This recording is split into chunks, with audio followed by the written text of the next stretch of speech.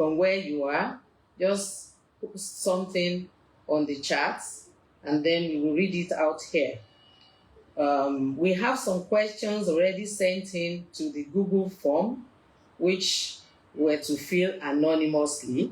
So right now, we will go in and start with those questions that we already have. So Taiwo would please go ahead and read out the first few questions so that we can start off with those ones. And please post more questions online. We'll pick them up as we go on. Thank you.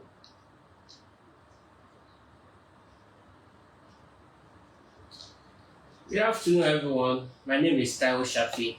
So I'm going to read one of the response we got from the parents.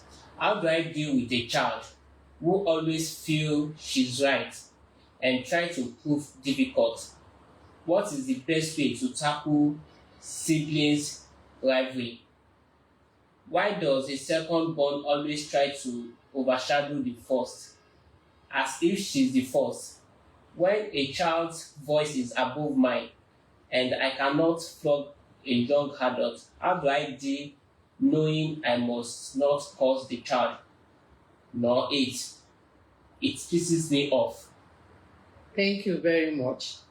So I hope that the person who sent in this question is already online with us. And that is the issue of attitude from our young people. We all know that this is the age when when you're talking to our young people nowadays, they either roll their eyes as if to say, here we go again, or sometimes they may slam the door, some talk back, or even yell at the parent. All these are just signs and symptoms. When you say that the child is proving difficult, maybe these are some of the signs you see, or just the body language, not willing to take correction. Some of these are the things that we're experiencing now. And many times parents get really worried about this giving of attitude by our young people. So when a child is giving this attitude or showing these signs, it shows us that there is something deeper that young person is dealing with. And this attitude they show is just like an outlet to express some of the emotions that are suppressed inside. And why would a young adult have suppressed emotions? Sometimes they also are going through some emotional distresses, maybe relating to things that are either personal to them or things that relate to the family. There was a study we conducted with some of our local churches, and we found out that quite a number of our youth and adolescents are going through tremendous level of stress based on the environment in their school. Some are being bullied in school and they cannot come home and tell you. Some also do not have good relationship with the parents. And so they are reacting when the parent is trying to correct them. It's because they are not happy. There are some underlying issues actually that are fundamental and that need to be addressed. So I'm confident when I say that the attitude you've seen in your teen is actually a cry out for help. A cry out for help. That adolescent needs help in some way or the other. And when that help does not come, or when solution to whatever is the underlying issue is not forthcoming, you find out that the outlet is in all these kind of attitudes, especially if they don't like what they are being asked to do. So sometimes we tend as parents to think that the way out is more discipline and more punishment, but sometimes we may need to take another route other than discipline and more punishment. I that I'm speaking to you, I'm also I've been there before when I was a young adult, and sometimes when my mom is the tough type, she doesn't take nonsense. So sometimes when she's trying to correct me, at some stage, especially when you're already in the older teen age, you think that you know some things, and maybe you're trying to tell your parent that, oh, this thing that you are asking me to do is old school, like they say now. Then we can't tell our parents this is old school. So when she's asking me to do some things, I'm like, oh, why is she asking me to do this now? But because you cannot be outrightly defiant, some of these things show in our body language, and then the parents feel that, oh, she's giving me attitude. So sometimes we need to, talk to our young adults when we see these signs. It may not be that time when they're giving the attitude. We'll find an appropriate time to do it. When an older child that is too old to be flogged is giving you attitude, you know that beating is not the answer, because it's not going to get anywhere. Some of them just even show their back, and some of us are even in climes where to beat a child is a crime. You dare not do it, because you'll be charged, by the social worker for child abuse. So we need to find a solution in getting to know how to talk to the young people in a way that they will be able to take in the correction that we want to give them. One of the things that I would suggest we do in such a situation is to bring them to a discussion table. It may not be like singling out that particular child. It may be that you're talking to all the children together, but you need to express your mind, in an objective way, without necessarily being judgmental, because you cannot be a judge in your own case. It's you against the young one. So sometimes you find out that even the other children share the same view. So you need to find out why. There was a time that, I'm not somebody that takes too particular interest in decorating the place and everything. And it was getting to Christmas, but the children like decoration, especially my daughter. And she wanted us to change the old ones we were using. And I was like, it's still the Christmas lights, they are still coming on. But as far as they're concerned, it's no longer in vogue. We need to change them. And I didn't see any reason why we should.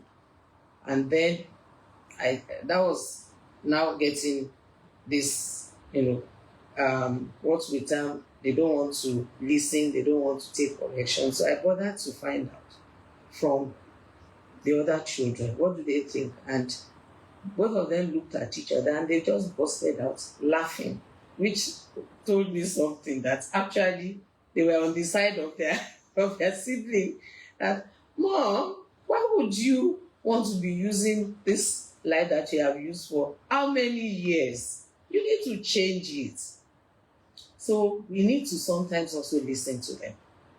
and let them communicate to us why they think that what we are asking them to do should be done differently. So sometimes it may not be just outrightly take their own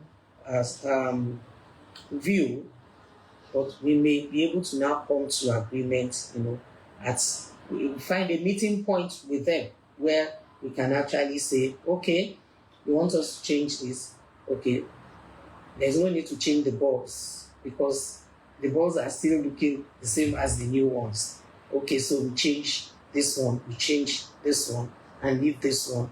So we're all able to come to a consensus. So for younger children, actually the time to prevent attitude is when a child is still very young. At a very young age, we should learn and cultivate the habit of sitting them down and letting them know our values, what we think of different aspects where there's a difference in our views to theirs. And we should let them know why we want them to do what we want them to do. When we do that and they're able to understand us from a younger age, it's not easy, it's not difficult for them when they are older and they don't agree with what we're asking them to do. They actually will be able to voice it out, talk to us, rather than give attitude in terms of body language and other means of letting out their frustration or their pent up emotions. So when we respond for a child that is talking back or yelling, please, there are certain things that we must not do. When the child is yelling, we don't yell back. We need a lot of patience to do this because we want to be the example for them to learn from. So I know it's not easy to just be looking at a child that you have nurtured from a baby yelling at you. But the wrong thing to do is to yell back. We must, at that point, exercise patience and keep your cool. Just keep looking at that child. Sometimes when you do that, they come to their senses. They suddenly feel that, wow, what I'm doing is not okay. And they keep quiet. That may not be the time to even pick up the subject and talk because there are sparks. Everybody is angry. You are angry. The child is angry enough to be yelling. So we keep that discussion to a time when we are all cool-headed, at a time when the sparks are down, and then ask the child, "Come, I need to speak with you.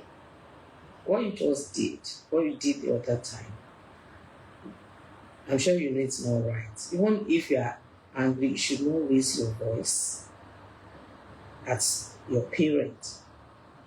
Then it's easy for them to apologize because that parent said, knowing that it is wrong to curse, because sometimes even some of the things we think inside matter.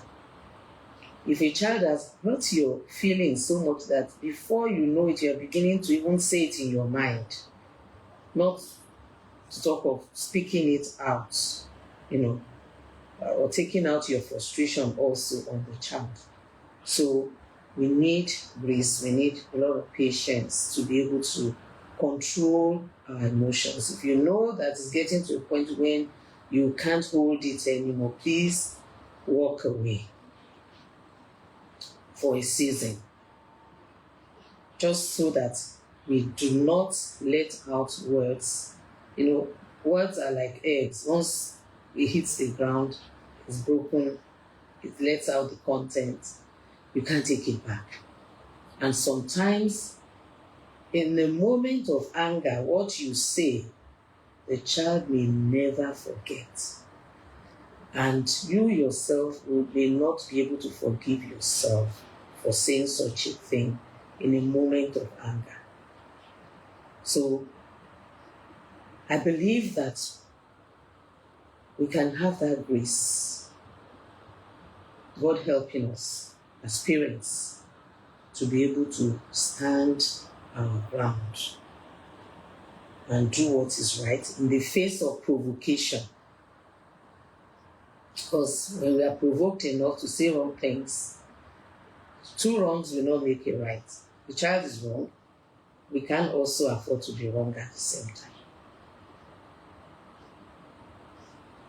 So I do hope that that answers your question to a reasonable extent. Do we have any contribution on this, maybe from the chats? No contribution. Okay. So if you have contributions to any of the questions that we're answering, please feel free to put them in the chats, and then we will allow your contribution. Taiwo will allow you to lend a voice to the discussion. So I will read the second question from the parent. Good evening, ma'am. My daughter is always afraid of the future. When I asked her what is the problem, she said she doesn't want to disappoint us, which is the parents. I have counseled her several times, but I have not been seeing the vibe I am looking for in her. What do I do to encourage her? Okay. Also, well, somebody wants us to talk about when attitudes come up in the young people before we leave that topic. So why would a child be given attitude? One of the things that parents will need to watch out for is comparing siblings. If a child knows that you are always comparing him or her to their sibling and they are on the receiving end of the negative, they may begin to show attitude. Also, sometimes when we don't give them the breathing space, they need some me time. They need some downtime. You understand? If we are not careful, sometimes as parents, a child that is obedient, that will do everything that we want, and compared with another one that probably would not take everything we want them to do, hook, line, and sinker. We tend to now overload the one that is more obedient, that is ready to, to do anything that we want for us, especially when it comes to household chores. So don't overload one because the other one is not going to respond. We must find a way to make sure that we share the responsibility, equally amongst all of them. Also, sometimes parents, we need to look at the environment we are creating in the home. Sometimes, if there's rift between the parents, children have a way of picking up some of these things. And unknown to us, sometimes they also take sides because they think they see what is going on. They don't understand that what is going on between husband and wife. It is only God that can see it all. So they just take cues from what they see. So what they see us do is very important. Sometimes when children see parents doing the wrong things, like there was a time I was driving and I didn't realize that the traffic light was already stopping me. I was distracted somehow, and I just kept on moving, and I passed on red light, and the children were in the car with me. So one of them said, "Why did you do that? I thought you you're always telling us to make sure that we are law abiding, we are this, we are that. Honestly, I didn't realize that I was breaking the red lights. So it was when the judge spoke up that I realized that I had just committed a traffic offense. So I just had to, stop and get myself together and explain that I would ordinarily not do that. But because I was just absent-minded, I don't know, I was thinking of something, or I was looking at people walking on the roads, and I just forgot myself, and I just drove past.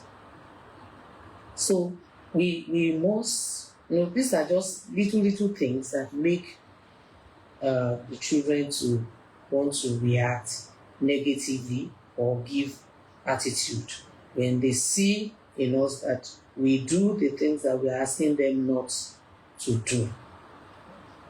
Do as I say and not do as I do. They're watching us. They take cues more from what they see us do than what we are telling them. So we need to match our words with our actions. So thank you.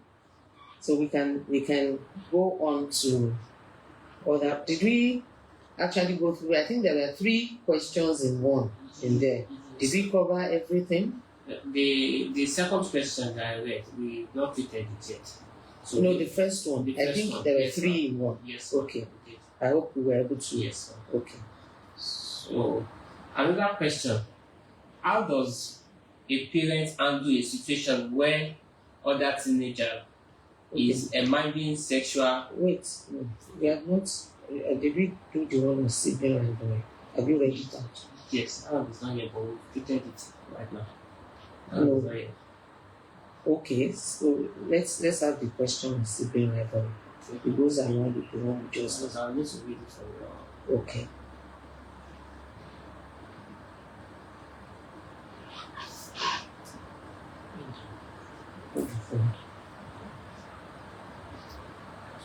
Sibling rivalry is the Jacob issue. The parents don't treat them similarly. And the question is, how do you do with sibling rivalry? I think you mentioned something about the younger, thinking that it would override the older child. I think you mentioned something like that. Can you read it again, please? How do I deal with a child that feel okay? How do I deal with a child that feel right and try to have difficult? What is the best way to tackle siblings rivalry? Yes, sibling rivalry. Yes. What does the second born always try to overshadow the first child? If she's the first born, when the child voice is above mine, and I cannot flog I think yes, we've done that. So sibling rivalry. This is something that is quite common, and usually, well, most of the time, but it can be between any position of the children. The first child, if the first child is cool-headed, the obedient kind of person, and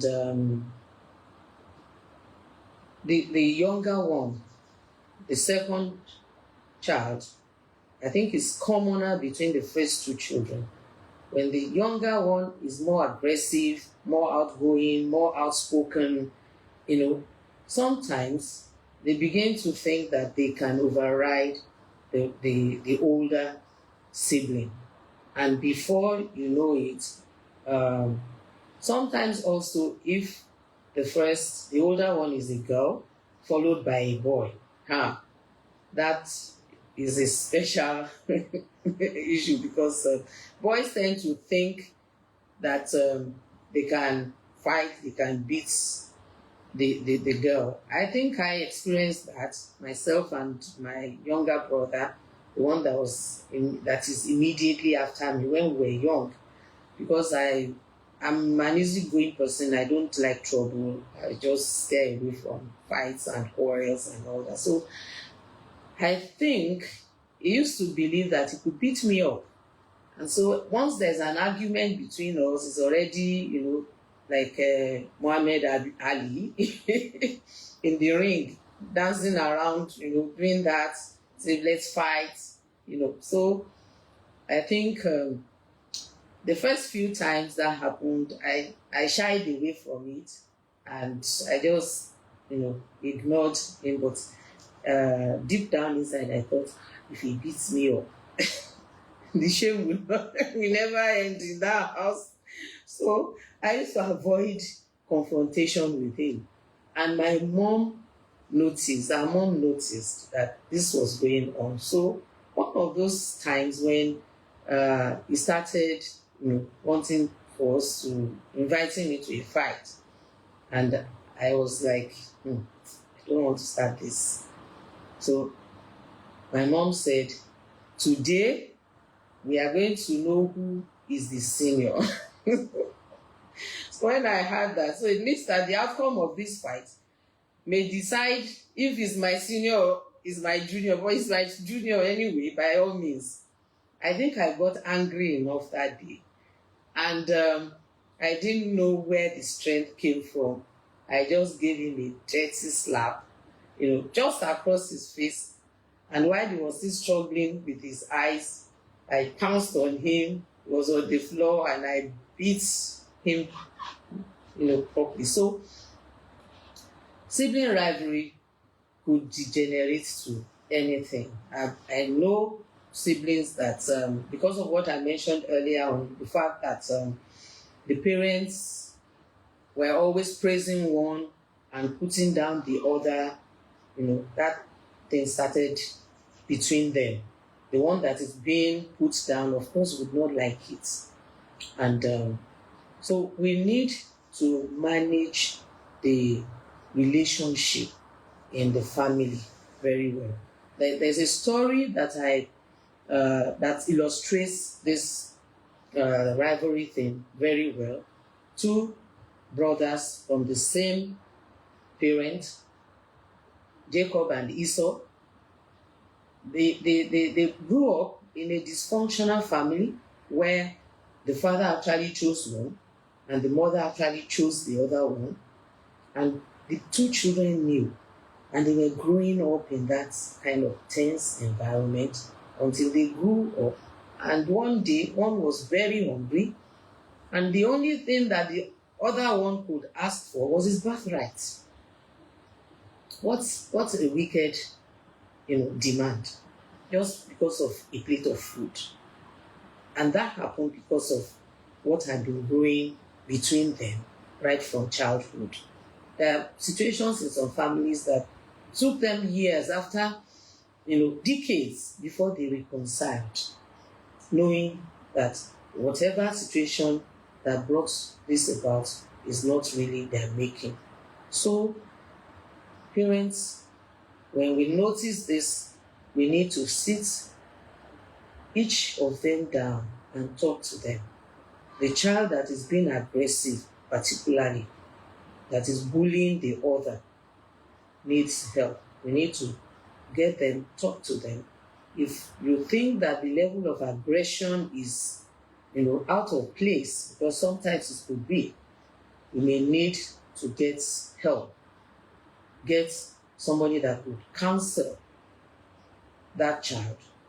Get a coach for that child, for them to work on their mindset and make sure that they have the right perspective to life and to issues, so that issues will not degenerate beyond the level they're supposed to between the siblings. And let's do our part. I've mentioned some of this before. We should not encourage anything that makes us to put down a child, compare children with each other.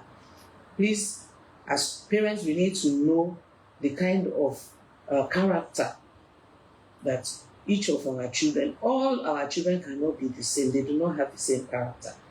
The way you speak to one that would listen is different from the way you will speak to the other one that will make sense to them.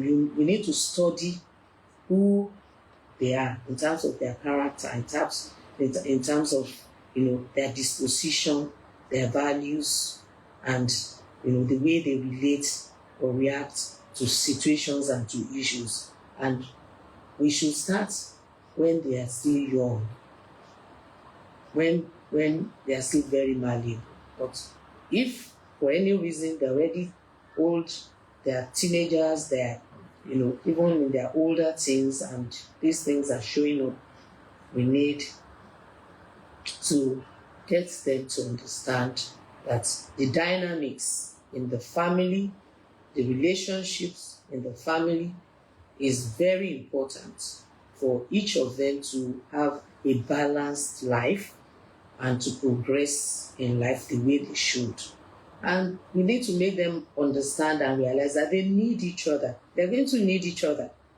They cannot afford to be enemies when they are siblings. Because when there's an enemy or there's a challenge out there, it is the sibling that they can come back to get help from the family. So we need to also pray for them. It works. So, do we have anything in the chats? Anyone that wants to lend a voice to the discussion? No, nothing yet. Okay.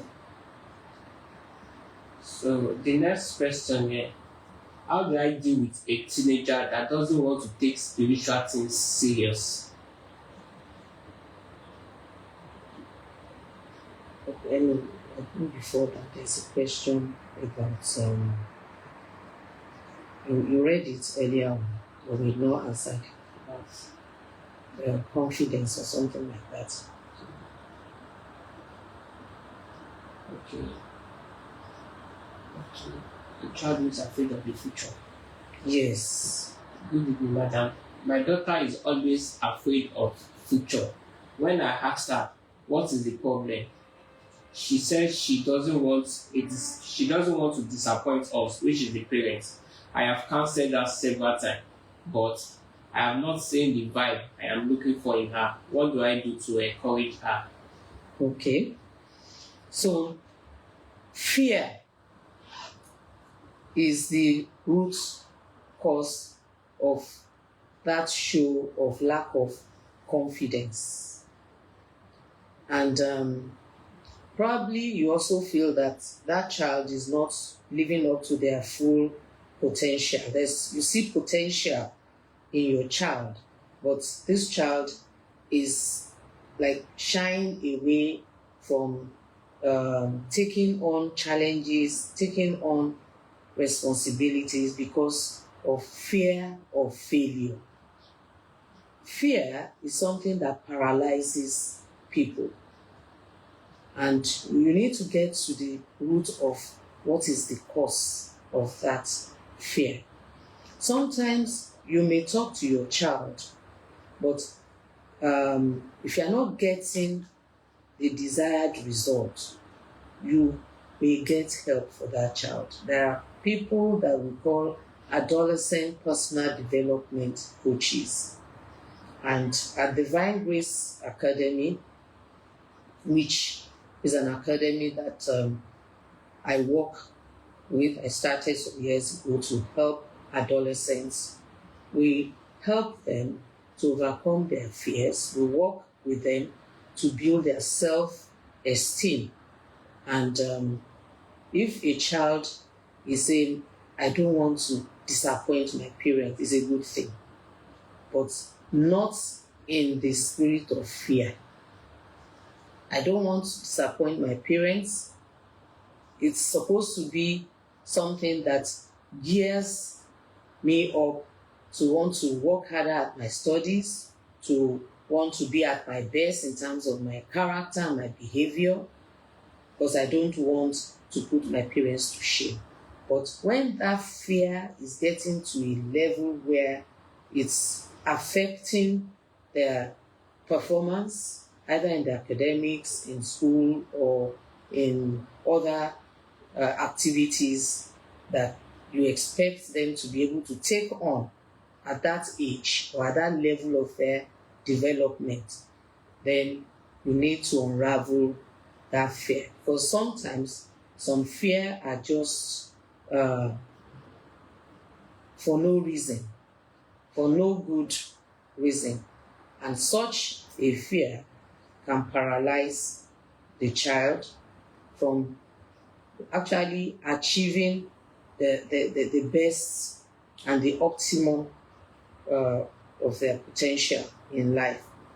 So if you can try to unravel it, you can ask the child just a few questions about what the child is afraid of. Of course, he or she will tell you that they're afraid of failing. Fine. So, if you're afraid of failing, what can you do to prevent yourself from failing?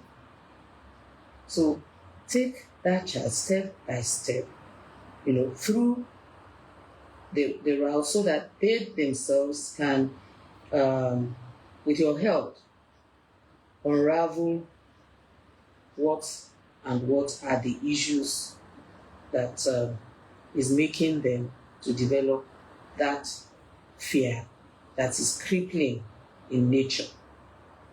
So if a child knows that he won't fail if he spends enough time with his studies, if a child knows how much time he needs to study, apart from the number of hours he has been instructed by the teacher or in school, how many hours extra work does he need to put in? Is he ready to put in the number of hours that he needs to put in? And if he's ready to do all that, does he know what and what are the content of what he's supposed to spend his time on? What subjects are important for him or her to be able to achieve their goals, whatever career they're trying to get into, maybe in terms of their studies and certifications and other things that they need to do. So help that child to break it down to a level where they can see possibilities instead of challenges, where they see opportunities instead of deterrence. And then also, as a parent, guide that child, help them. You may need to put together a rota together. This is how much time you need. Okay, so when do you study this? How do you. But more importantly, if as a parent, sometimes we may not be able, because if you are not trained as a coach, you may not be able to do this for yourself. You can get help. You can, we'll put in the charts the link to the website, divinegracecoach.com. You can get help, you can book a free strategy session for your child. We'll get to talk to the child and see how we can help your child. I hope that helps with that question. So if you're online and if there's an aspect of your question that you want me to still delve more into, please put it in the chat. We're also monitoring the chats. So, Should I read the next question? yes. How do we deal with a teenager that don't want to take spiritual things serious? Okay. Spiritual things are spiritually designed. A teenager that does not want to take things seriously about their spiritual life, we will need to ask some questions from that child. What kind of situation does that child find themselves? Was that child raised as a Christian? Has that child actually given his or her life to Christ? These are things that you want to find out. Because growing up with Christian parents, sometimes we tend to think that it automatically makes them to know the Lord. But I've worked with teenagers, young adults in the last 2 going to 3 decades now, and I know that sometimes these children, they have not actually surrendered their hearts to the Lord, and it is good to lead them to Christ again and again. As many times as there's an altar call and they feel the need that they need to give their lives to Christ, please don't stop them, because I'm aware that sometimes when a child keeps coming out every time, sometimes parents tell them, how many times do you want to give your life to Jesus? That child is the one that knows his or her status or her stand with Christ. So, first and foremost, you need to preach to that child again. Share the gospel with that child. Ask that child to give his or her life to Christ. If he or she says, I'm a Christian, I've given my life to Christ, fine. So we know where we are starting from. So when you have given your life to Christ, God expects you to grow. What are the things that the child needs to grow spiritually? Do we provide those things in the home setting? Sometimes, very, very important is the family altar, where parents, we sit together with them, we study the Word of God, we allow them to contribute. What do they understand by what they have read from the scriptures on that day? You're able to also gain insight from their level of understanding of the Word of God. And then, if that is in place, what else do you want that child to know? You need to encourage the child to serve in whatever capacity they can. If the child is the type that knows how to play musical instruments, encourage them to use their skills, their talent, their time, whatever they have, that they can share with others, that can be a source of blessing to others. It's in the place of service that we grow. So we need to open up to the child the opportunities that are around them. Maybe in the church setting, we allow them to join their other age group in church to serve, to contribute their little quota to the service. When we don't encourage our children to be part of those who make things happen, then we find out that they're sitting there, they're not doing anything, and with time, from my little experience, what I've seen is that sometimes we have children who come to church or to teen groups and all they do is criticize what is going on there. Some will tell you that it's boring. It's boring because they're not actively engaged. So we need to come from the fundamentals with such a child. Don't assume that that child is a Christian. Make sure that we lead them to Christ, and then we show them the way how to grow in their faith and how to walk with God. Okay. The next question. How do you make your children your best friend so they can tell you all that is happening to them? Okay, I like that question. And I would want to encourage the parent that wrote that question to get my book, Finding Joy in Your Parenting Journey. In that book, I was able to share a lot of experiences from my own humble self and some other parents, that I know on how to, make our children to become our friends. Friendship is something that you need to grow. You need to work on it. If you have a friend, it's just like our friends that are our age groups, our friends, that are colleagues. There's a way we relate with them. Being a friend is based on the type of relationship that we have with our children. The relationship we have with our children should not just be dad and mom,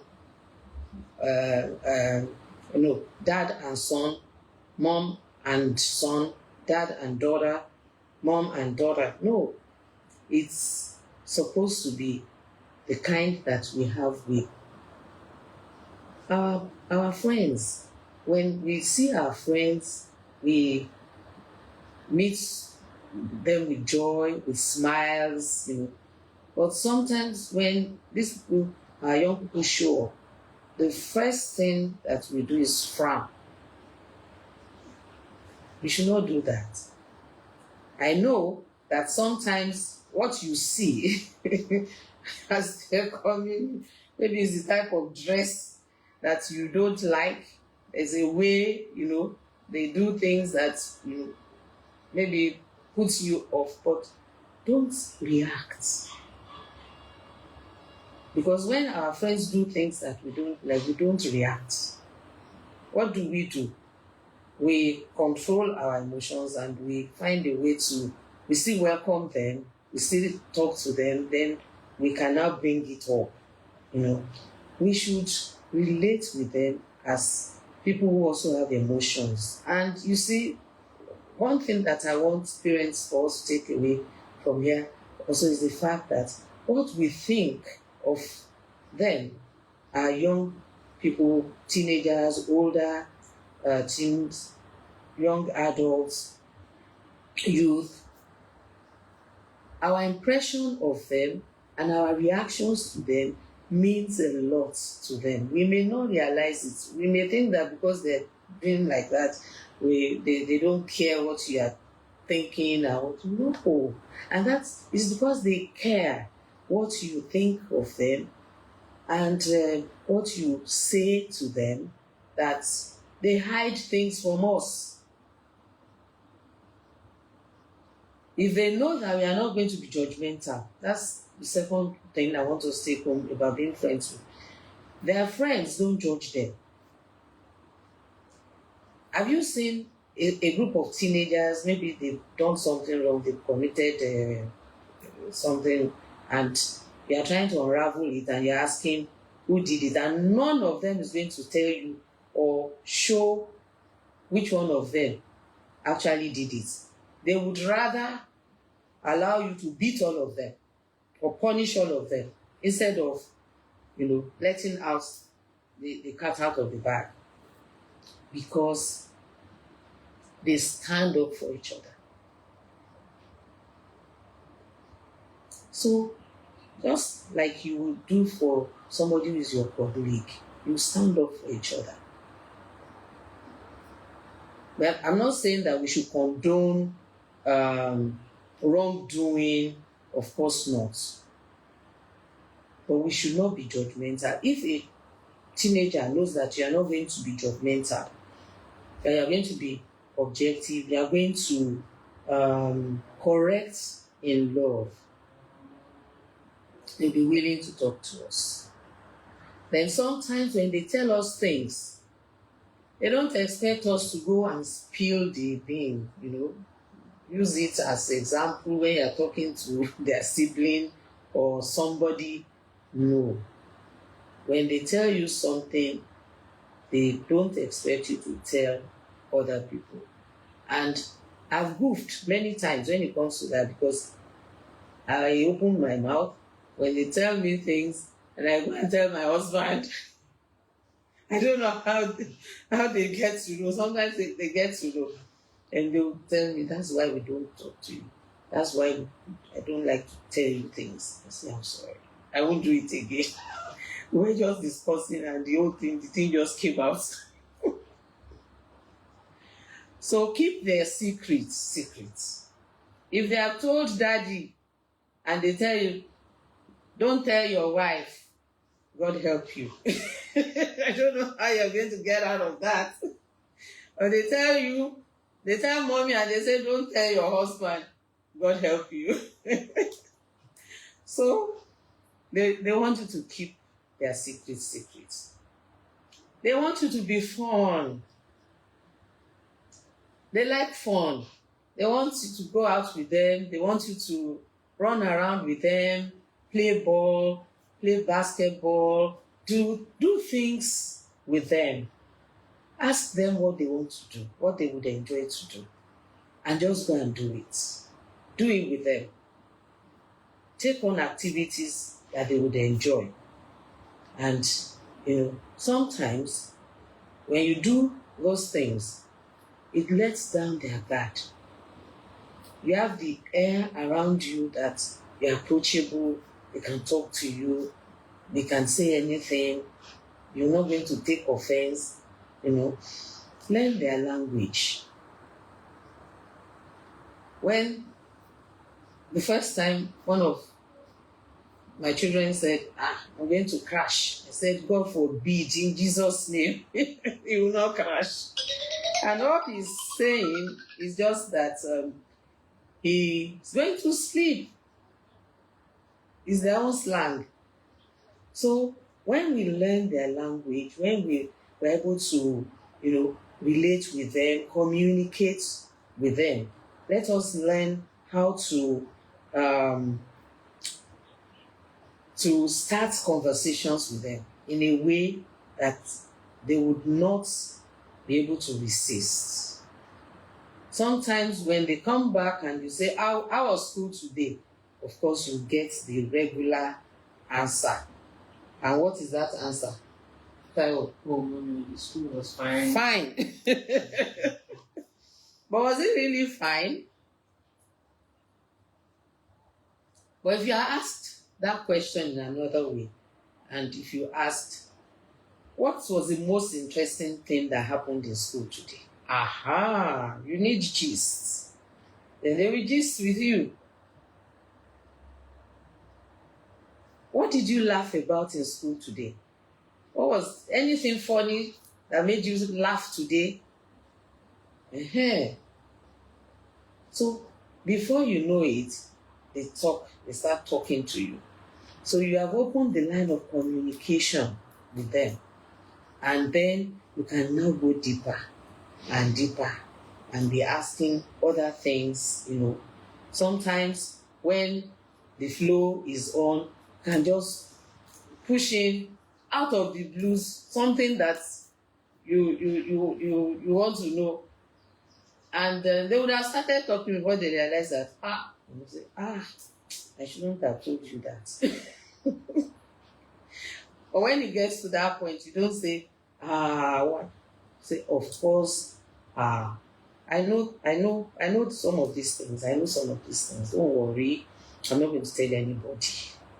And just know that your secret is secret. You are safe. You are safe.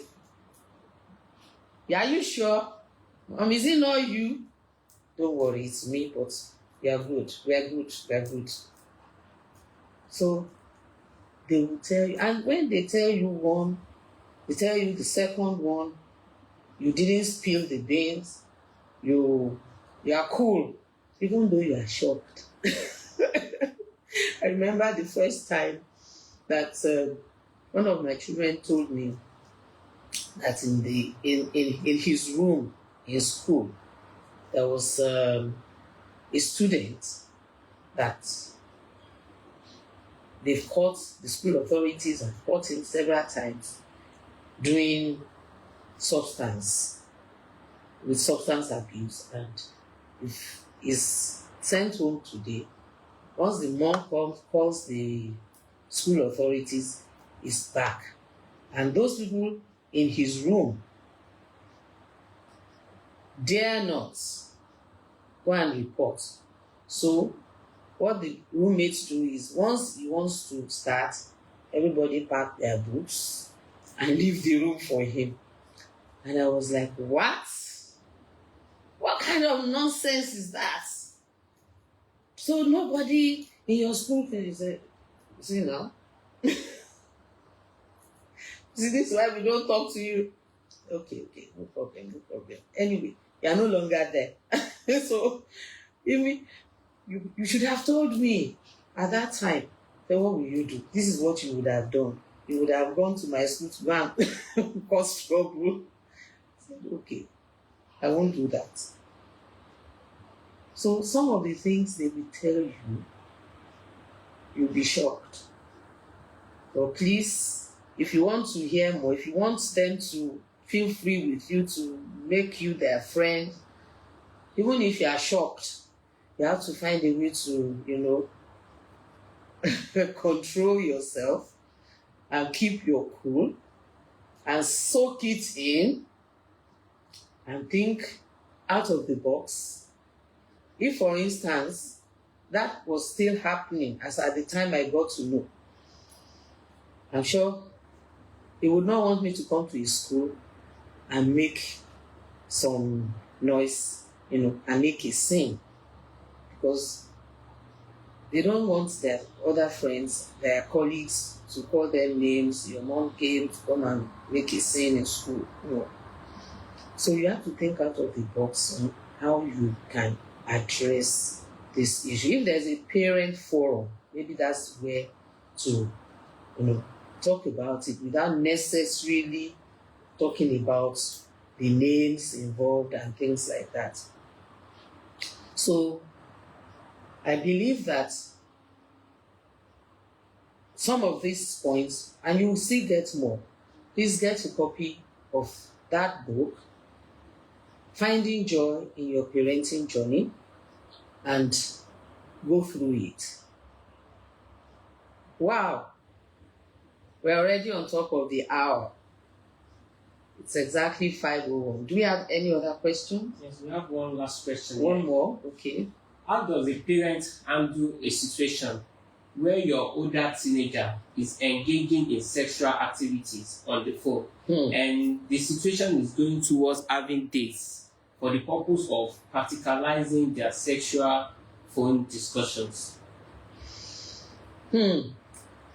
So, this is reality. Many of our teenagers, when they have access to phones, to the internet, quite a number of them are visiting pornographic sites, but they won't tell you. Also, many of them are engaging in sexual activities. When I say sexual activities, I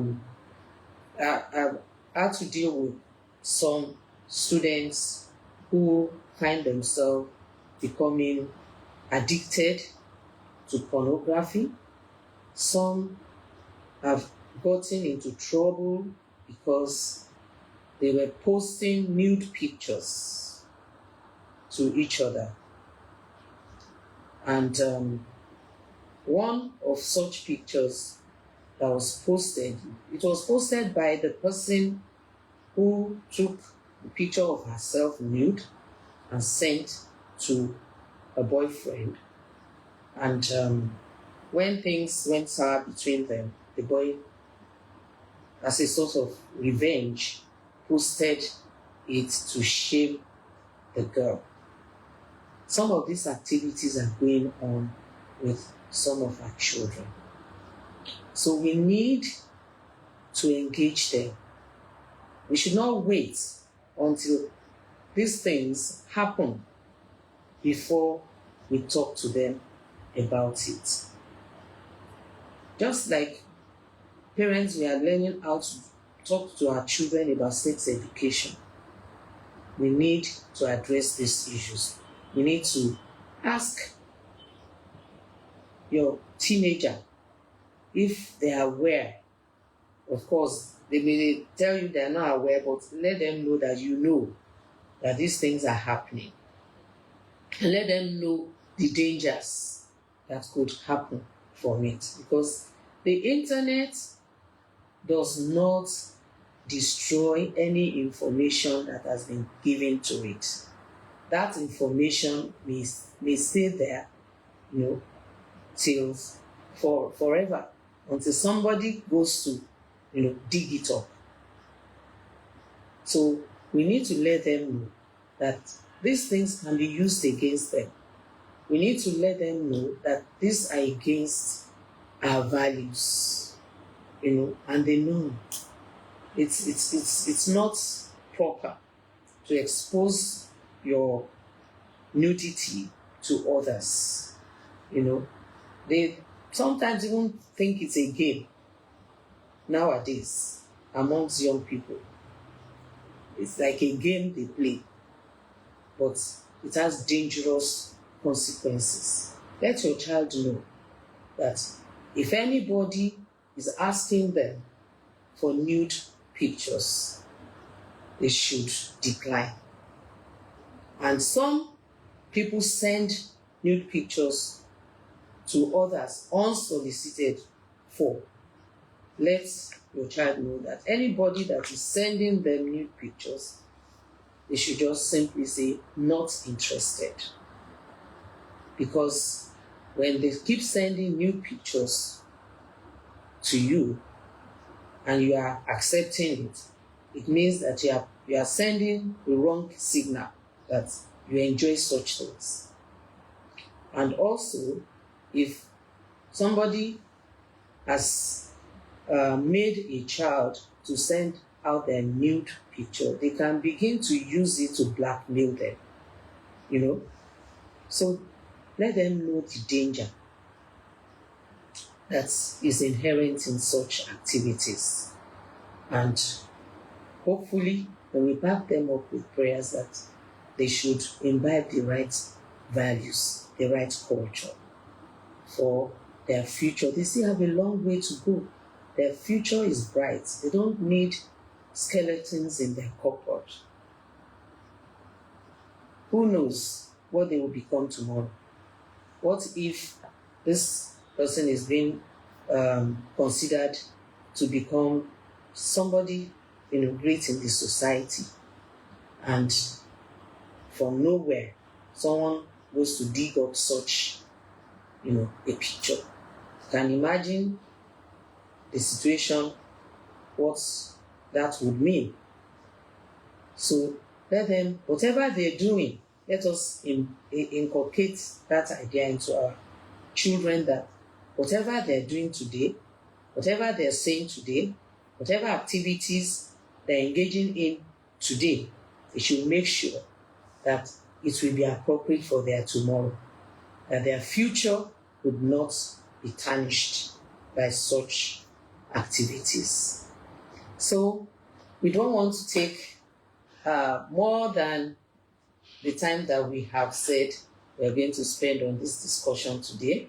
And I hope that we have enjoyed this. Let's see your comments in the chats. If you have some more questions, please let's post the website on the. So Taiwo is going to post the website to you, www.divinegracecoach.com. We have resources there for parents, how to engage our young people. We have different resources that we can tap into. If you need advice, if you need direction concerning any issue with your child, please, we have a section there where you can book. It's a free call. we are happy to help, to hold your hand through whatever challenges you're having with your adolescents, with teenagers, with your young adults and youth, so that we can win together. So we're going to post also on our Facebook channel upcoming programs for adolescents. If you have children who are from the ages of 13 all through to 24, we run workshops where they can be put through on how to set their goals. We call it the Vision and Goal Setting Workshop for Adolescents. It is to help them identify and to actualize their potential. And at the end of that workshop, they come back home with their pamphlet where they have their 5 to 10 year plan, which we expect parents to help them hold their hands and make sure that they remain focused. It gives them focus. It helps them to, discover and to work on filling their purpose. Also, we do have parenting programs, which, like what we have had today, we have parenting master classes, previous ones on the website. If you have missed them before, and we're going to, by God's grace, this is the program for the last quarter of this year. By the first quarter of next year, we're hoping to be able to bring you more editions that will be targeted to giving solutions to whatever current challenges we're having. So we welcome you to send us messages. What issues do you want us to address? What topics do you want us to discuss? And we'll be very glad to partner with you. God bless you.